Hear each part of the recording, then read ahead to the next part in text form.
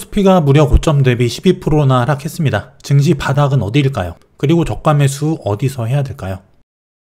안녕하세요, 상승효과입니다. 최근에 코스피가 엄청나게 빠지고 있죠. 3316 고점에서 2908포인트까지 고점 대비해서 무려 12.3%가 빠졌어요.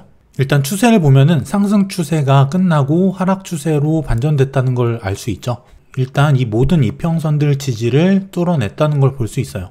60일, 120일, 200일, 241선.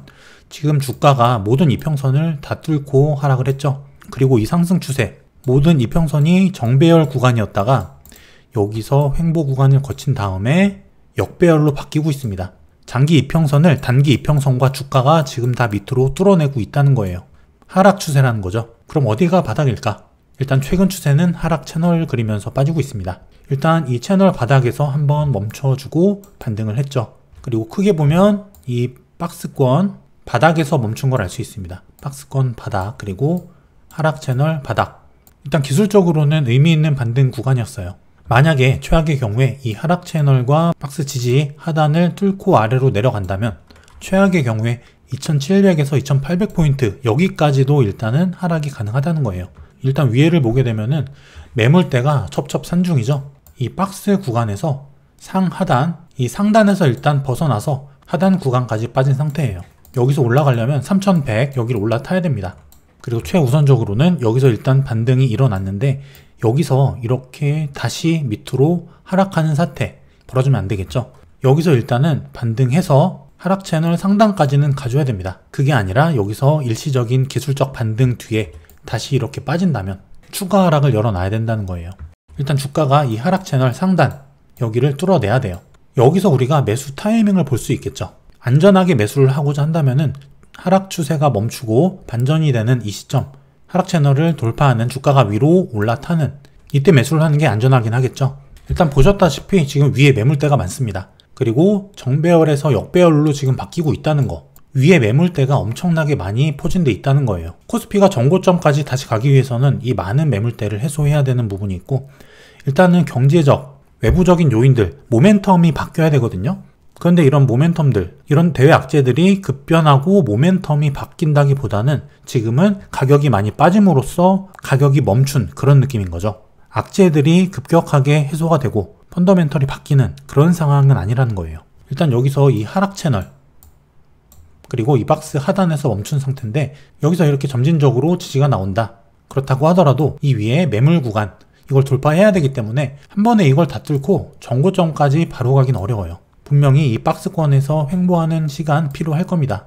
많은 매물대를 해소해야 되는 부분, 그리고 모멘텀 급변이 어려운 상황이기 때문에 점진적인 매물 소화 과정이 필요하다. 그리고 주봉으로 보게 되면은 이 봉 하나에 일주일이거든요. 좀 길게 보는 거죠. 일단 일봉상 이평선 지지는 다 깼어요. 하지만 주봉, 이 파란 색깔 선이 60일선이거든요. 주봉이니까 60주선이 되겠죠. 이 60주선에서 일단 지지가 나왔습니다. 코로나 이후 저점을 갱신한 다음에 처음으로 이 60일선에 닿았습니다. 일단 여기서 반등해준 상황, 그리고 일봉으로 다시 돌아와서 일봉 60일 이동평균선이에요. 여기서 이격도라는 개념이 있습니다. 이 코로나 최저점 때 이격도가 75%였어요. 이게 무슨 얘기냐면은 이때 주가가 급락을 했죠. 이 60일 이동평균선, 여기에서 이 이동평균선과의 거리가 75%라는 거예요. 여기서 25%만큼 빠진 상태라는 거죠. 이 이동평균선과 붙어있는 상태라면 100%가 되겠고요. 이 위라면 110, 120 이렇게 되겠죠. 낮을수록 주가가 과도하게 하락한 상태다라는 걸 알 수 있는 거예요. 시스템적인 위기, 정말 엄청난 우리의 생활 패러다임 자체를 바꿔버린 이런 코로나 같은 이런 위기가 발생했을 때 이격도가 75%까지 빠졌다는 거예요. 이동평균선이라는 거의 의미는 뭐냐면 60일 이동평균선, 60일 동안 매수한 사람들의 평균 매수 가격, 그게 여기라는 거거든요.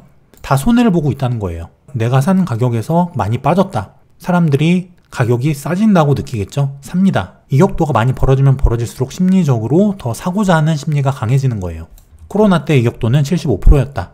그럼 이번 저점 2908포인트, 이때 이격도는 92%입니다. 아까 말씀드렸던 최악의 상황 2700포인트까지 간다면 여기서 이격도는 85%예요. 우리나라 코스피 지수가 이격도 85% 아래로 빠진 적이 딱 한 번 있습니다. 그게 바로 이때 코로나예요. 이 85% 아래로 빠졌다면은 정말 싼 가격으로 매수할 수 있는 좋은 기회라는 거죠. 그리고 보통 이격도가 95% 아래로 떨어졌을 때는 시간은 좀 걸리더라도 다시 반등하는 그런 경향이 있다는 거예요. 이격도 92%라는 거, 심리적으로 많이 빠지는 구간이라는 거예요. 일단 기술적 하단 구간으로 말씀드렸던 코스피 2700, 이격도 85% 구간이라고 말씀드렸죠. 줍줍할 수 있는 구간이라는 겁니다. 만약에 더 떨어지더라도 반드시 다시 회복한다는 거예요. 정리하게 되면은 일단 이 하락 채널을 유지하면서 반등하더라도 다시 하락 채널을 타면서 재하락을 할 것이냐, 그렇게 되면 여기 저점, 현재 저점 2908포인트 여기를 다시 깨게 되겠죠. 그렇게 된다면은 그 다음에 2800, 2700 구간까지도 가능은 하다는 거예요. 관건은 여기 저점, 여기를 훼손하느냐 아니면 다시 위로 올라타느냐, 그게 되겠죠. 한번 위로 다시 반등을 하더라도 여기 위에 하락 추세 상단선, 이 저항이 또 있고 또 여기 3100포인트 저항이 또 있죠. 반등을 하더라도 갈 길이 멀다는 거예요. 단기간에 이렇게 바로 정고점으로 갈 수 있는 이런 상황이 나오긴 어렵다는 거죠. 이렇게 되려면은 대외 이슈들, 악재들이 한 번에 다 해소가 되고 뭔가 급변하는 상황을 급변시킬 수 있는 호재가 나와야 돼요. 매수 심리가 한 번에 확 개선될 수 있는 그런 상황이 나와야 된다는 거죠.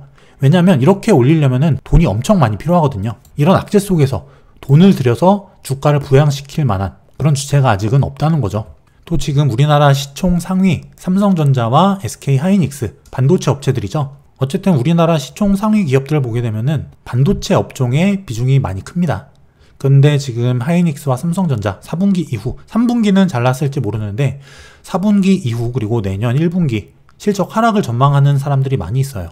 이건 어쨌든 우리나라 코스피 지수를 삼성과 하이닉스가 움직이는 경향이 많이 있기 때문에 코스피 상승에도 어느 정도 악영향으로 작용할 수는 있다, 이렇게 볼 수도 있겠죠. 그렇다면 밸류에이션 측면에서 코스피가 지금 적정 수준일까? 선행 주가 수익 비율이란 게 있습니다. 퍼 아시죠? 코스피 지수, 코스피에 속한 기업들의 이익 곱하기 PER, 퍼로 표기할 수 있죠. 지금 저점 2900, 퍼 약 10배예요. 코로나 직전 수준이거든요. 그리고 보통 우리나라 코스피라던가 대형 우량주, 제조업 기준 퍼를 약 10배 정도로 보고 있어요. 그렇기 때문에 어느 정도 기준선에 도달했다, 이렇게 볼 수 있는 거겠죠. 향후 12개월 동안 기업들이 낼 수 있는 이익의 예상치 대비해서 퍼가 약 10배 정도 수준이다. 지금 2900 수준이. 그래프로 보게 되면은 이게 지금 빨간 선이 10배거든요. 보게 되면은 주가의 지지선, 그리고 이 아래로 내려왔을 때는 저항선으로 작용하고 있다는 걸 볼 수 있습니다. 이렇게 뚫거나 이 위에서, 그리고 이 아래에서, 그리고 위에서 이 10배를 기준으로 놓고 움직이고 있다는 것을 알 수 있어요. 장기 평균 10배 정도 수준, 여기 도달했기 때문에 어느 정도 의미 있는 지지 구간에 다다른 상태이긴 하다라는 거죠. PER, 멀티플 관점에서는 의미 있는 지지 구간이다. 정리하면 밸류에이션 관점 그리고 기술적 분석으로 봤을 때 의미 있는 지지 라인이긴 하다는 거예요. 그렇기 때문에 지금 이번에 지지받은 2900포인트 정도, 여기 저점 이탈 여부가 굉장히 중요합니다. 이 저점을 다시 깨느냐 아니면 여기서 지지받고 바닥을 다지는 이런 모습이 나와주느냐, 이게 굉장히 중요하다는 거예요. 지금 대외적인 이슈들, 악재들을 보게 되면은 일단 물가 상승에 대한 우려가 굉장히 많죠. 공급 부족에 대한 이슈들, 채용이 안 돼서 노동력이 부족해요. 공급 병목 현상이죠. 이번에 고용 발표, 고용자들 숫자 굉장히 줄었습니다. 물가 상승 우려 계속될 수 있다는 거예요. 그리고 계속 얘기가 나오고 있는 테이퍼링과 금리 인상, 또 미중 갈등, 중국 헝다그룹 사태, 또 과다한 부채, 또 미국 부채 한도 때문에 말이 많죠. 일단 이 물가 상승과 테이퍼링 금리 인상, 이 부분은 주가에 어느 정도 반영은 됐습니다. 경기 회복에 따른 자연스러운 현상이에요. 하지만 이것들 현재 진행 중이죠. 부채 과다 협상, 일단 이것도 유예로 마무리는 어느 정도 되고 있는데 지켜봐야 되고, 헝다 사태, 이게 지금 연쇄적으로 중국 부동산 위기로 번져나갈 수가 있어요. 헝다그룹만의 문제가 아니라 다른 건설사들, 그리고 다른 시행사들, 그리고 중국인들의 부동산 투자 심리, 여기에까지 영향이 미치게 되면은 중국의 경제 성장률이 떨어질 수가 있습니다. 우리나라가 지금 중국과 굉장히 경제가 밀접한 관계를 맺고 있죠. 수출 비중 굉장히 높아요. 중국이 흔들렸을 때 우리나라 주식시장 흔들리지 않은 적이 없습니다. 그렇기 때문에 이 헝다 사태 지금 계속 지켜봐야 되는 상황이에요. 굉장히 중요한 외관으로 작용을 할 수 있습니다. 이런 대외 악재 이슈들 때문에 환율 계속 올라가고 있죠. 1200원 가까이 지금 다다른 상태고, 심리적인 요인, 투자 심리가 꺾였어요. 지금 반대 매매 엄청나게 나타나고 있죠. 그래서 주가가 더 빠진 것도 있어요. 이 부채 문제는 미국뿐 아니라 우리나라 가계부채도 마찬가지예요. 전 세계적인 문제입니다. 부채가 뇌관이 돼서 분명히 한번 이익이 터지긴 터질 거예요. 이게 언제냐가 문제겠죠. 그리고 결과론적으로 지금 환율이 이런 이슈들 때문에 계속 올라가고 있어요. 주식이나 부동산 같은 위험자산 선호가 낮아진다는 얘기거든요. 달러 같은 안전자산으로 돈이 몰린다는 거예요. 지금 1992원인데 이 1200원 그리고 1180원 이쪽 구간이 굉장히 중요해요. 굉장히 큰 이슈가 아니면 여기를 잘 넘지 않습니다. 일단 여기 저항에서 부딪히고 왔다 갔다 하고 있는데 여기를 넘어갈 것이냐 지켜봐야 되는 상황이죠.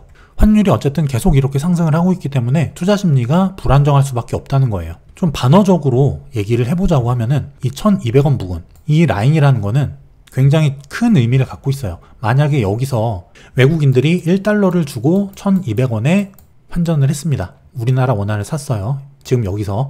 근데 향후에 달러 가격, 원달러 환율이 떨어집니다. 예를 들어 1100원까지 떨어졌다고 가정해 볼게요. 그러면은 외국인들은 나중에 본국으로 돌아갈 때 원화를 팔고 1달러로 바꿔서 다시 돌아갈 때 자기가 처음에 달러 샀을 때 1200원을 줘야 1달러를 받을 수 있었죠. 근데 환율이 떨어졌을 때 1100원만 줘도 1달러로 바꿀 수 있어요. 환차 이익을 본다는 거죠. 그리고 환율과 코스피 반대로 움직입니다. 환율이 떨어지게 되면 코스피는 올라요. 외국인들한테 유리한 상황이 되기 때문이죠. 그럼 외국인들이 여기서 원화로 환전을 한 다음에 우리나라 주식을 산다. 환율이 떨어진다면 환차익 플러스 주가 상승 이익 두 가지를 동시에 가져갈 수 있게 돼요. 반어적으로 보면은 지금이 외국인들한테 좋은 상황일 수 있다는 거죠. 물론 이게 환율이 더 올라갈 수 있어요. 하지만 이 잠정 구간, 잠정 손실을 약간 버틴다면 나중에 다시 환율이 하락하고 주가가 올라갔을 때 외국인들 입장에서는 굉장히 큰 이익을 볼 수도 있는 나쁘지 않은 구간이라는 겁니다. 환율 상승 구간, 어쨌든 지금 현재는 올라가고 있는 구간이기 때문에 외국인들이 이탈을 할 수밖에 없어요. 그리고 투자 심리가 위축되는 상황입니다. 그럼 지금 어떻게 투자를 해야 될까요? 분할 매수 시작 가능 구간이라는 거예요. 하락이 커질수록 더 많은 물량을 매수할 수 있는 구간이다.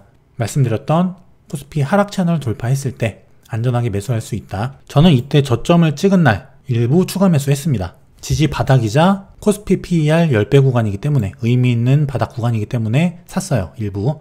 하지만 다 사야 되느냐? 아니죠. 최악의 경우를 항상 염두에 둬야 돼요. 우리가 현금 비중은 무조건 항상 갖고 있어야 돼요. 아무리 가능성이 높고 아무리 좋은 종목이 있더라도 100% 몰빵은 없습니다. 무조건 현금 비중이 있어야 돼요. 이렇게 밑에 최악의 경우 2700 정도까지 열어놓고 여기서 일부, 그리고 더 떨어진다면 더 많이, 떨어진다면 더 많이, 더 떨어진다면 더 많이, 이런 식으로 더 추가 매수를 하는 거죠. 아니다, 나는 떨어질 때 안 사고 확실하게 추세가 바뀌면 사겠다 라고 하는 분은 이렇게 하락 채널 여기를 돌파했을 때 여기서 살 수도 있습니다. 그리고 경제 상황, 지금 이 상황을 계속 체크를 해야 돼요. 반드시 최종적인 현금 비중, 최악의 경우 상황이 왔을 때 내가 베팅할 수 있는 현금은 갖고 있어야 된다.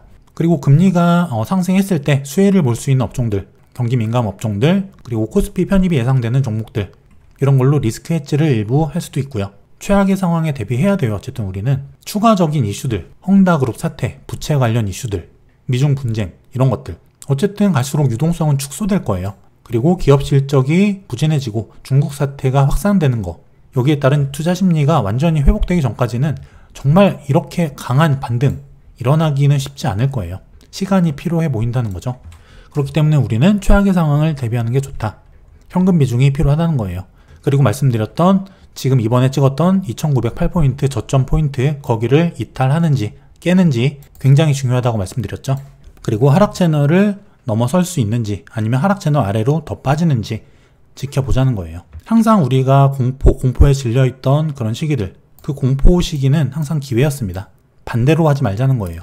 공포에 손절하고 환희에 추가로 사는 포모 심리, 하락시마다 분할 매수할 수 있는 전략. 하지만 일부 현금 비중은 반드시 남겨두자. 하락이 커질수록 더 많이 빠질수록 더 많이 살 수 있는 이런 전략이 좋다는 거죠. 그리고 일부 현금 비중은 반드시 언제나 보유해야 된다. 이걸 꼭 기억하시기 바랄게요.